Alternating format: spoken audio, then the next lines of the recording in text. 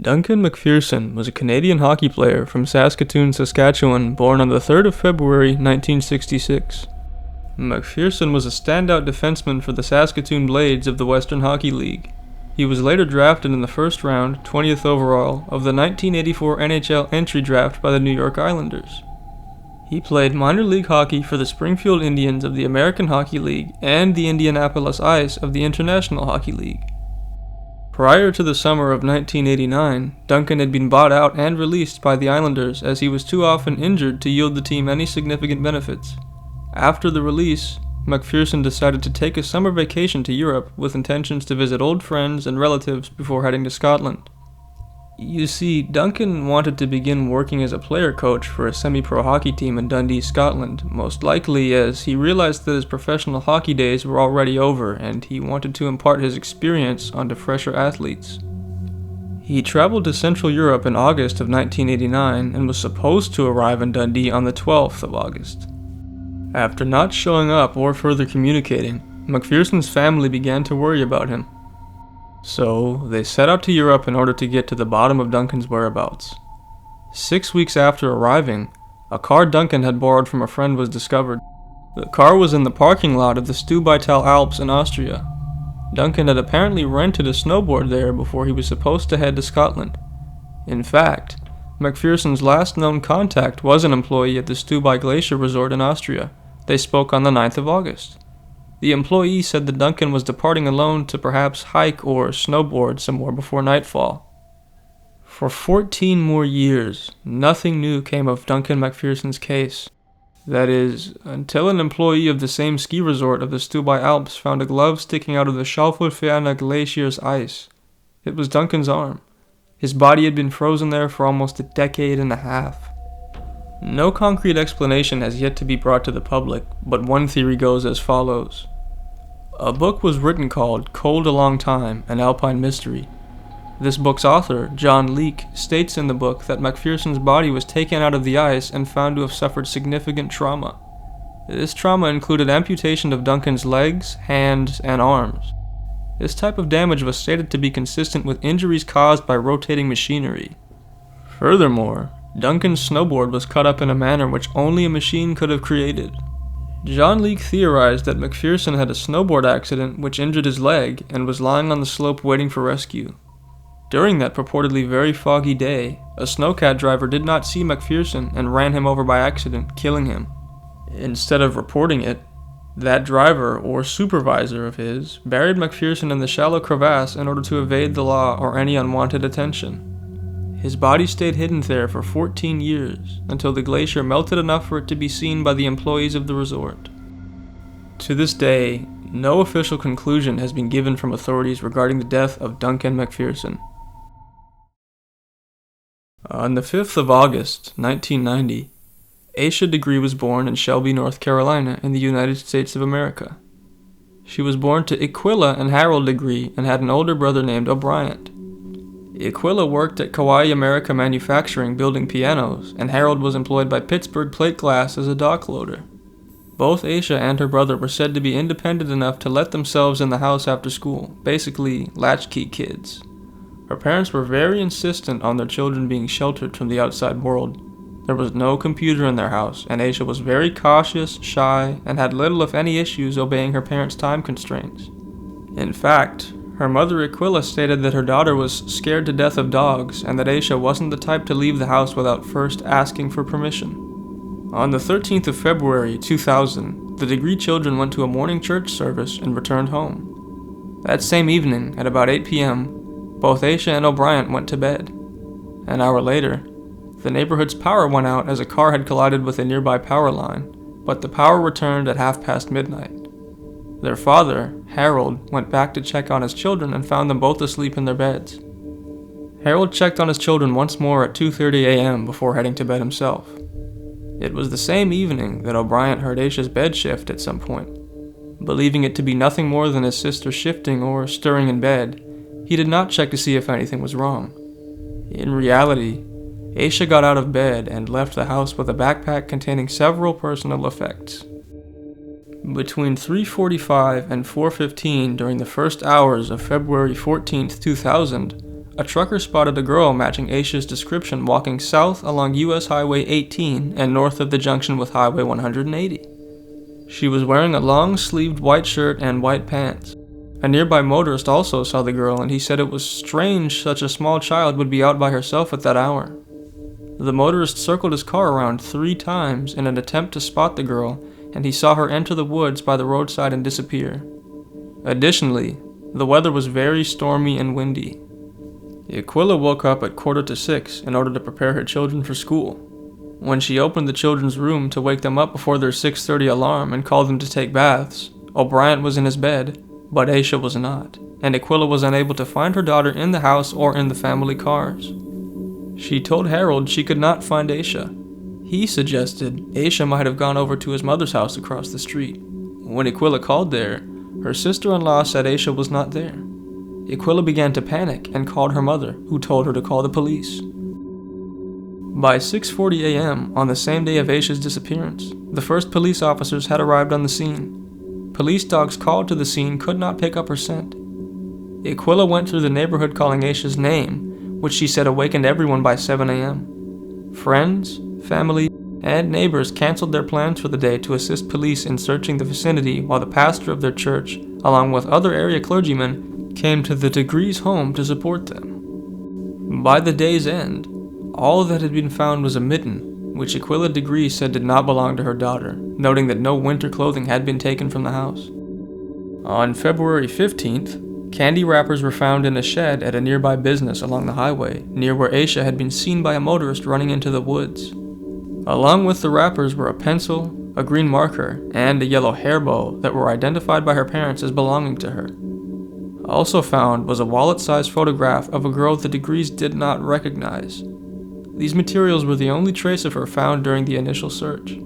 A week later, the search was called off after 9,000 man-hours had been invested in a search of the 2 to 3 mile radius of where she had last been seen. Flyers had been posted all over the area, and 300 leads had been submitted that ranged from possible sightings to tips about abandoned houses and wells where Asha might have ended up. County Sheriff Dan Crawford stated to news during a conference, "We have never really had that first good, substantial lead." He urged the media to keep the story alive. Further developments came as the years followed. In August of 2001, a backpack with Asha's name and phone number was discovered at a construction site. Inside of the bag was a New Kids on the Block t-shirt and the Dr. Seuss book McGillicuddy's Pool. Asha's parents stated that neither of these items belonged to their daughter.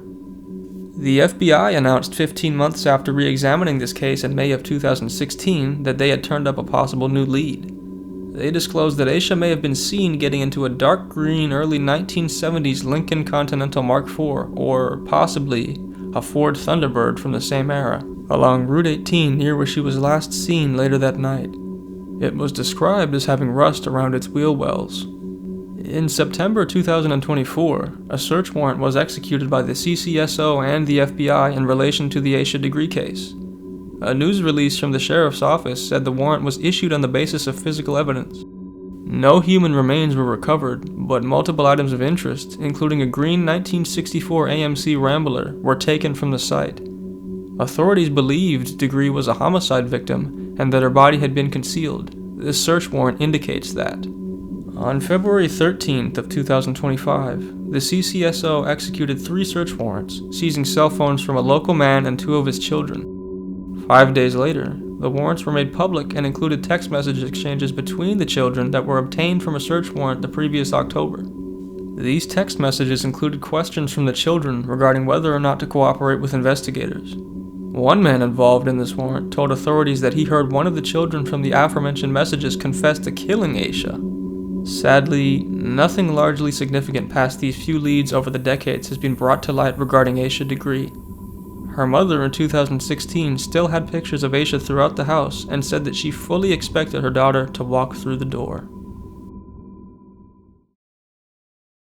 We all know Mark Ruffalo, famous actor known for portraying Bruce Banner and the Hulk in several blockbuster movies. But many don't know that he had a brother, or what happened to him. Scott Ruffalo was born on February 1st, 1969 in Kenosha, Wisconsin. When the brothers became older, Scott and Mark Ruffalo moved out to Los Angeles together in their late teens. Mark obviously trying to make it in the movies, while Scott followed in his brother's footsteps as a hairdresser. Licensed in 1991, Scott created his own salon called Ruff Inc. a decade later in 2001. He went on to have a successful career as a hairdresser for many years, until something very odd happened to him. On December 1st, 2008, Scott Ruffalo was found dead of an apparent suicide in his Beverly Hills home with a gun in his left hand. He was 39 years old. Small traces of cocaine and morphine were found in his system, but it was stated by the autopsy that he was not under the influence at the time of his death. There was one witness, a 26-year-old named Shaha Mishal Adam. Adam claimed to have gone to Ruffalo's to get her keys when she heard Scott mention Russian roulette. Shaha became nervous and left before she could prevent what happened. However, according to Adam's attorney, she and her boyfriend Brian Schofield saw Scott lose the Russian roulette game, and he convinced her not to call 911 until much later than was warranted. Interestingly, the coroner's report told a different story. Scott Ruffalo had been murdered, shot from behind execution style. Police checked nearby surveillance footage, and it turns out Shaha was at Ruffalo's with her boyfriend Brian. Both Shaha and Brian later turned themselves in, but questioning didn't lead to much. Eventually, they were released due to insufficient evidence. No other suspects were named. The pair told TMZ that the truth would come out and that a third party was out there. Shaha Adam had an interesting past. She was related to King Faisal of Saudi Arabia and attended very prestigious private schools in Los Angeles, including Harvard Westlake. Her older sister was rumored to have run in the same social circles as Paris Hilton. Seemingly estranged from her family for several years, Adam lived the Beverly Hills lifestyle and was a client of Scott Ruffalo. Shaha Adam died in 2012 of a drug overdose. As for her boyfriend, Brian Schofield is difficult to find much about online, and the police seem to have stopped all further questioning of him following his and Adam's release from custody. In an article by famous Hollywood reporter Mark Ebner, he shares some intriguing viewpoints regarding Scott's death. Assistant Chief of Investigation Ed Winter stated that the angle and entry wound don't make sense for Russian roulette, and that many were still of the opinion that Scott Ruffalo took his own life despite this evidence. This article also mentions a drug angle, where Scott Ruffalo is seen more as a potential steroid user and recreational drug addict with a temper and a penchant for street fights. It is known that he tested positive for some substances, although he was not high at the time of his death. There are rumors Scott had drawn the ire of the wrong people and/or it was a drug deal gone bad. Even so, these drug and steroid claims may just be nothing more than unsubstantiated rumors. In an issue of Men's Health, Mark Ruffalo told the magazine regarding Scott's death that, "You never get over it, you just get used to it." In Australia, there lived 3 children named Jane, Arna, and Grant Beaumont, who were 9, 7, and 4 respectively. Their parents, Grant Sr., also nicknamed Jim, and Nancy, married in 1955, and the family resided in Somerton Park, South Australia, a suburb of Adelaide. Not far from the Beaumont residence was Glenelg Beach, a popular spot which the family frequented.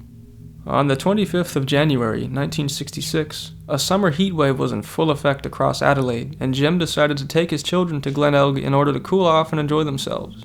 That evening, Jim prepared to head off for a 3-day sales trip to Snowtown, Australia.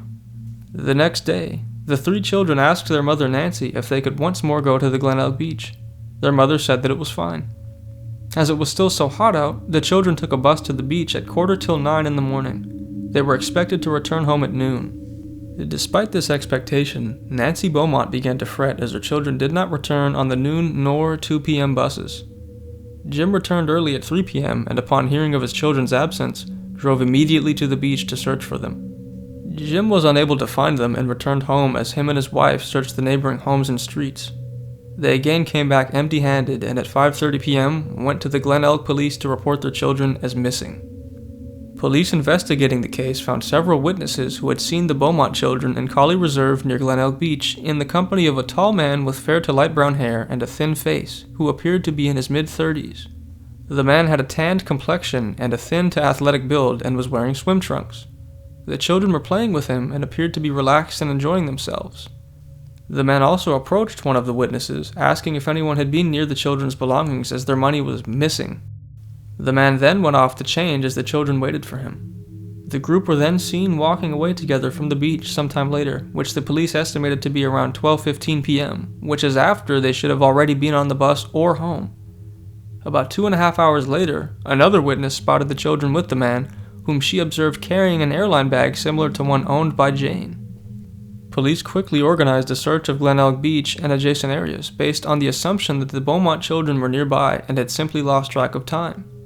The search expanded to the sand hills, ocean, and nearby buildings, with the airport, rail lines, and interstate roads being monitored as well, based on a fear of accident or kidnapping. Within 24 hours, the entire nation of Australia was aware of the case.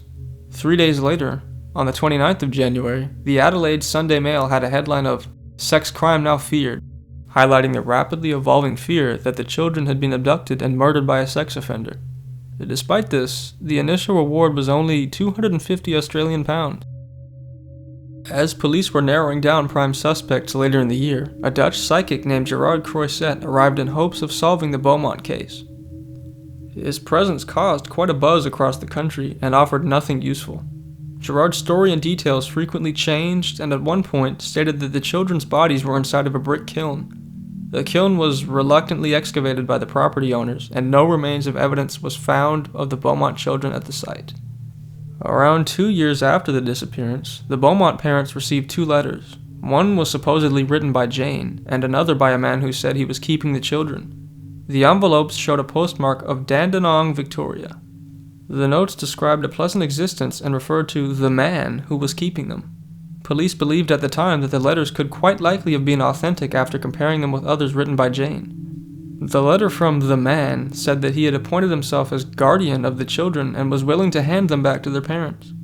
The Beaumont parents, followed by a detective, drove to a designated place from the letters, but nobody appeared. Sometime later, a third letter arrived, also purported to be from Jane, stating that the man had realized a disguised detective was present and that he decided to keep the children because the Beaumonts had betrayed his trust. There were no further letters. In 1992, forensic examinations of the letters showed they were a hoax. Fingerprint technology had improved, and the author was identified as a 41-year-old man who had been a teenager at the time and had written the letters as a joke. Because of the elapsed time, he was not charged with any offense. As the years went on, 6 main suspects were thought to be responsible for the disappearance of the 3 children. The suspected criminals were Derek Ernest Percy, a convicted child murderer and long-serving prisoner of Victoria, Australia. He also pleaded insanity when convicted of a 1969 murder and claimed to have trouble remembering things. Derek would have been 17 in 1966 and was suspected of not having a car, which would have aided in a quick getaway for him and the children. He died in 2013. James Ryan O'Neill, sentenced to life imprisonment for the 1975 murder of a 9-year-old boy, was reported to have told several acquaintances that he was responsible for the Beaumont disappearance. He was also suspected to be involved in the Adelaide Oval disappearances. The South Australia police interviewed O'Neill and discounted him as a suspect in the Beaumont case.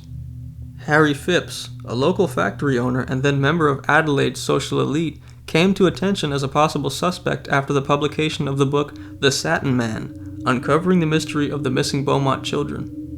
The book did not name the identity of the Satin Man, but Phipps's estranged son, Hayden, named him soon after the book's publication. Phipps bore a substantial likeness to the identity of the man seen talking to the Beaumont children at Glenelg Beach. He was wealthy and known to be in the habit of giving out £1 notes. He was also later alleged to have been a child predator and lived only 300 meters away from the beach on the corner of Augusta Street and Sussex Street. Hayden, who was aged 15 at the time of the disappearance, came forward to researchers in 2007 with the claim that he had seen the children in his father's yard on the 26th of January. 2 other persons said that they had been paid by Phipps to dig a 2x1 by 2 meter hole in his factory yard that weekend, for unstated reasons. Alan Anthony Monroe, a former scoutmaster who had pleaded guilty to 10 child sex offenses dating back to 1962. Monroe was sentenced to 10 years imprisonment with a non-parole period of 5 years and 5 months, making him eligible for release in 2022. In June of 2017, Adelaide police detectives were given a copy of a child's diary from 1966 which allegedly placed Monroe in the vicinity of Glenelg Beach at the time of the Beaumont disappearances. He was convicted of abusing several children and had been previously investigated by police, but no evidence had been found that he was involved in the Beaumont case. Arthur Stanley Brown, charged in 1998 with the murders of sisters Judith and Susan Mackay in Townsville, Queensland. The sisters had disappeared on their way to school on the 26th of August 1970 and were found strangled several days later in a dry creek bed. Brown's trial, scheduled for July 2000, was delayed after his lawyer applied for Section 613 verdict, unfit to be tried, from the jury. Brown was never retried as he was found to have dementia and Alzheimer's disease. Brown bore a striking similarity to descriptions and identikits of the suspect for both the Beaumont and Oval cases. A search for a connection to the Beaumont children was unsuccessful as no employment records existed that could shed light on Brown's movements at the time of the disappearance. Some of the records were believed to be lost in the 1974 Brisbane floods. It is also possible that Brown, who had unrestricted access to government buildings, may have destroyed his own files.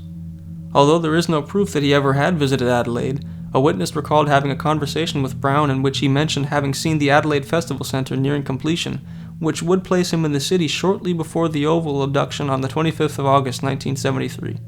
However, no evidence has ever been found to directly connect Brown with Adelaide in 1966. Brown was aged 53 at the time of the Beaumont disappearance, which does not match the description of the suspect seen with the children, who was reported as being in his 30s. And Bevan Spencer von Einem, sentenced to life imprisonment in 1984 for murdering Richard Kelvin, the teenage son of Adelaide newsreader Rob Kelvin. About this time, police came to suspect his involvement in the Beaumont disappearance as well, owing to his resemblance to descriptions and identikits of an unidentified suspect from 1966. No accomplices were ever charged, and von Einem has refused to cooperate with investigators about his possible connection with other murders. During the investigation into Bevan von Einem, an informant known as Mr. B claimed that von Einem had boasted about abducting 3 children from a beach years earlier to conduct disturbing experiments involving surgery that led to the deaths of all 3.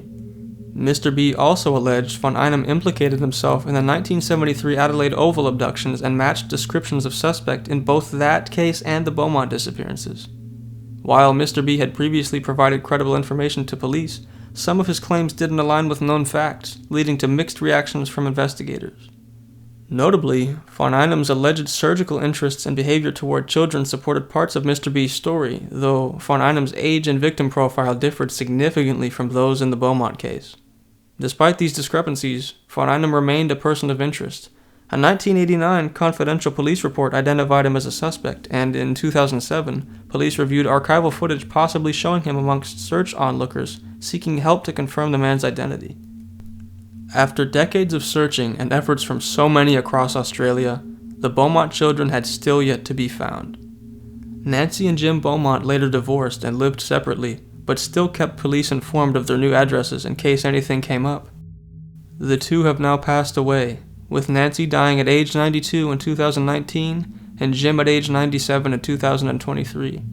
They were never able to learn what happened to their children, and the public of Australia are still left with the pieces of that same 1966 case all these years later.